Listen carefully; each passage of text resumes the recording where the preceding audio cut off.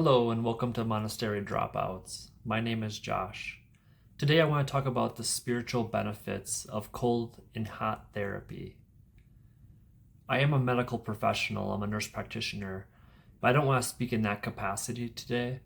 I want to speak about the spiritual benefits that you can get from doing cold therapy.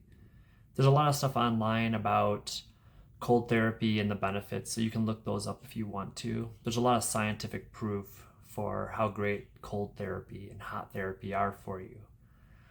And not everyone is drawn to cold therapy and hot therapy, but for those people who are, I want to give some insights into how great those things are for you. On a personal level, I have noticed that cold therapy helps me focus, it gets me energized. I have a mind that likes to bounce back and forth. And so, pretty much every morning before I go to work, whether it's 5 degrees outside or 100 degrees outside, I'll go sit in the cold bath, and it's really helpful for me. At work, as a nurse practitioner seeing patients, I like to stay focused and I like to be present as much as possible. And the cold water helps me do that. It helps me stay focused in that moment, and it releases hormones like dopamine and norepinephrine. Those are the same neurotransmitters that are released when you take things like Adderall and Ritalin. So they basically treat ADD. So it's about 2 or 3 minutes of torture every day, and but then immediately once I get out of the water, I feel the vibration and I feel the benefit. I feel euphoric and I feel really good. So it helps with my mood, it helps with my focus, it makes me feel energized. And I've noticed that my sleep is better when I do it as well. A lot of people probably can't do this because your body tries to heat up after doing cold therapy. But even if it's like 7 o'clock at night, if I had a stressful day, I'll go sit in it and it helps calm my body down. So those are all some of the great benefits that I have, and I can't guarantee that those will be the same for you.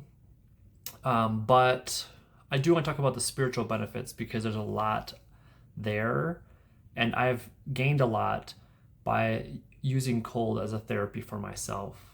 So a few years ago, I was going through a lot of hard problems in life, a lot of challenges. I'd gone through a divorce. I had like wildfires at my house. I was having a tough time at my job. And so during that time when I sold my house, I actually moved in with some roommates. And one of those roommates was a Wim Hof teacher, and he had a little chest freezer that he would plug in, and you put Epsom salt in it and some hydrogen peroxide to keep the bacteria down, and we would actually just open up the chest freezer. It was sealed, and we would almost every day for long periods of time we would go in there, and he would basically torture me a little bit, and there'd be ice chunks, and he would push the water up to my neck because the neck is so sensitive. It's very, very painful.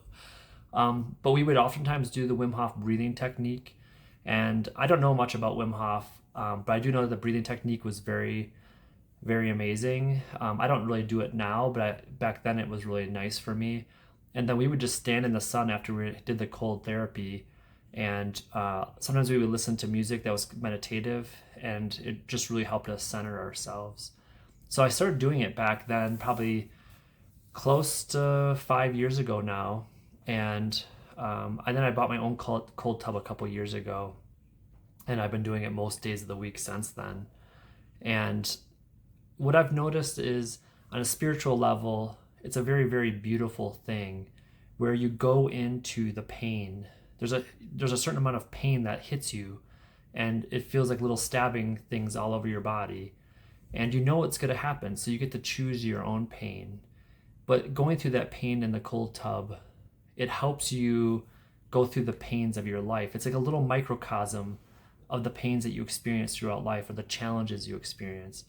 And the cold therapy makes you more resilient. And it makes you present. And for the challenges in our daily life, staying present is really, really, really important. It's important to stay present and be aware of what's happening in that moment, not to get caught up in all the challenges and the emotions and the thoughts, but to be to sit there and sit with them. And the cold therapy is training for that. Because when you immediately get in, you feel all this pain hitting your body. You feel all these sensations. And you immediately want to just jump out and leave.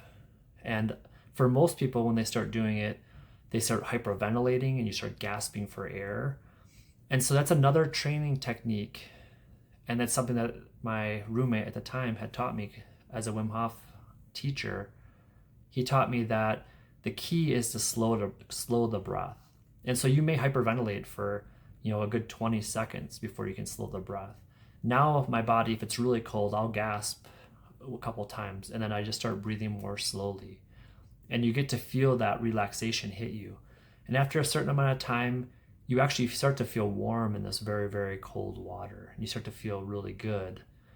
And you're breathing very slowly. You're very present and you're very aware of your body. And I found that interesting because therapists and psychiatrists and psychologists oftentimes teach their clients that if you're having a lot of stress and anxiety, the first thing you should do is slow your breathing. When you slow your breathing, your mind slows. And so if you feel really anxious and stressed, if you sit down and take slow, deep breaths, your mind and your thoughts will also slow. They're connected. There's a breath-mind connection. And so that's a very, very good thing to learn and to know on a spiritual level. And most meditators do understand that because they learn to calm their minds through the breath. So the ways that I think cold is a good spiritual teacher is that it does help you to calm yourself. It helps you to calm your mind. And it helps you to stay present. When you're in the cold, you know where your body is. And you can focus and stay focused on the body. And that's the beginning of meditation, is just being present with your breath and your body. And as thoughts and emotions come up, you begin to see them because you're so clued in on what your body is doing. And so in the cold, it's the same thing. You're immediately present because you're feeling so much physical sensations. And so you're driven into the present moment. And most of the time your thoughts stop and you probably feel a lot of body energy wanting, like you want to leave or you want to get out or you want to avoid the pain. And I feel like that happens a lot in life from various causes. And so it's nice to be able to go into that by our own choice and we get to experience it and stay present and use it as a meditation for ourselves. And then over time, what happens is you can observe the world around you. And so what I do is, since my cold tub is in my backyard, I just lay my head back on the back headrest and I look up and I can see the tree branches and the clouds and the sky. And I can hear the things happening in the town around me. And so, like in all deep meditations, you become that. You feel that and you become it. And then your body becomes a small piece within that wider aspect of life. And so the cold is helping you become hyper aware of your body. It's helping you start to breathe slower and to calm yourself. And then because you're so present, you can see the wider sphere of your own awareness. And your body's a small piece of that. So you can see your body, you can see everything around you, you can feel and see your thoughts and emotions, and you can observe it. And you shouldn't be in the cold for very long. I usually do only 2 to 3 minutes at a time, and that's enough for me to feel good for the rest of my day, unless I decide to do it again at night. But that is enough time to get centered for a few minutes. And then sometimes I'll come inside and I'll meditate a little bit to kind of extend that out. But it's a good way to physically stay focused and to spiritually stay focused and to stay in that presence aspect of yourself.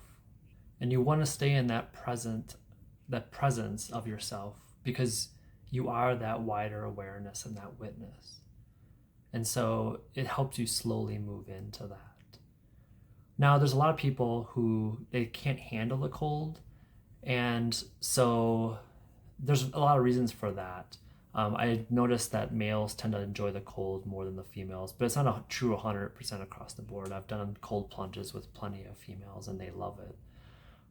But if you don't like the cold and it just feels like torture to you, there's no reason that you need to do it. There's no reason to torture yourself if you hate it. You shouldn't hate your meditation or your spiritual practice too much. But so you can do heat if that's an issue. Um, at our business at Lyons Health and Wellness here in Lyons, Colorado, we have a med spa along with our family practice, and so we do IV therapy, we do body composition testing, and then we also have infrared sauna for people who want to do those subscriptions. And so what I'll do is on the days that I work as a provider, I'll just go into the sauna for half an hour at lunch. And basically there's light therapy in a lot of saunas, so you can choose the light that you want. So I usually choose a calming one like indigo or blue or green, some of those like higher chakra type colors. And then I usually put on some meditation music and then just stay present. And there's red light therapy with a lot of saunas, so you can do that. The far infrared saunas are really good for healing and really good for longevity, and various other reasons. But since we're talking about the spiritual aspect, the heat is also a teacher. And so if it gets hot enough, then it drives you into the present moment as well. So in that case, infrared saunas may not be that most ideal because you want the higher temperatures, but they do get up to 150. Usually they'll be able to get up to 150 degrees Fahrenheit. And so that is enough for most people to be sweating and a little bit uncomfortable so that you get centered in that body again. The outdoor saunas, they get up to like, as high as you want, basically between 180 and 210 even. And those, it's hard to stay in for a few minutes, and it's a really hard work to stay in for a long time. But there are benefits to cold therapy and hot therapy, and I recommend that if you do them, that you not only do them for your physical health, there's abundance of evidence in both of those, but I recommend you also do it for your spiritual health, and that you stay present with yourself, and that you stay in touch with yourself so that you can use it to stay in the present moment. So thank you for joining me at Monastery Dropouts. And if you want more information on these things, I'll put some YouTube channels and other websites in the description. I don't really give health information on this channel because I want it to be focused on inner growth and spirituality. But if you are interested in those things, I will post our clinic website in the description below as well. And you can always message us if you would like to. So post any questions or comments you have in the comment section, and we'll definitely reach out to you, either Dan or I, but probably me because I don't think Dan does the cold therapy. All right. Thanks for being with us. Have a good night. Bye.